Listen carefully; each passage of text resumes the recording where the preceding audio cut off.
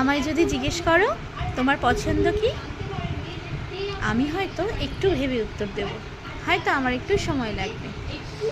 আর যদি আমায় জিজ্ঞেস করো তোমার পরিবারের লোকের পছন্দ কি, তোমার ছেলের কি পছন্দ, তোমার হাজব্যান্ডের কি পছন্দ, হয়তো আমার কয়েক সেকেন্ড লাগবে উত্তর দিতে।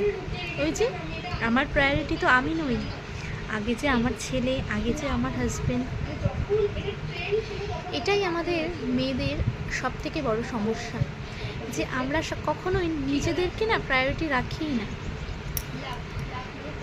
দেখবে যখন আমরা ভগবানের কাছে প্রার্থনা করি তখনও কিন্তু কখনো আমরা নিজেদের জন্য করি না, আমরা কিন্তু করি আমার পরিবারের জন্য, আমার ফ্যামিলির লোকের জন্য।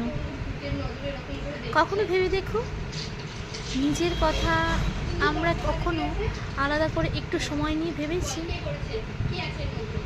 মনে হয় না, আমার মনে হয় না। যে যখন দেখবে খুব দুঃখ, খুব কষ্ট হয়, তখন দেখবে নিজের কথা খুব মনে পড়ে, যে এই মানুষগুলোর জন্য আমি এত কিছু করেছি, এই মানুষগুলোর জন্য আমি এতদিন ভেবেছি। যখন তুমি কারোর জন্য মন প্রাণ দিয়ে কিছু করবে আর সেই মানুষগুলো যখন তোমাকে বদনাম করবে, তখন দেখবে এর থেকে কষ্টের বোধহয় আর কিছু হয় না।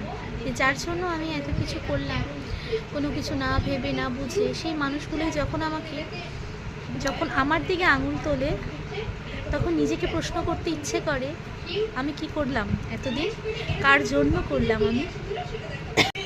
সম্পর্কে দুজনে যখন দুজনকে একটু সময় দেবে, তুমি দেখবে তুমি যে সময়টা তার কাছ থেকে আশা করছো, যে ভালোবাসাটা তুমি আশা করছো, সেটা কি তুমি সত্যি পাচ্ছ? একটু ভেবে দেখো।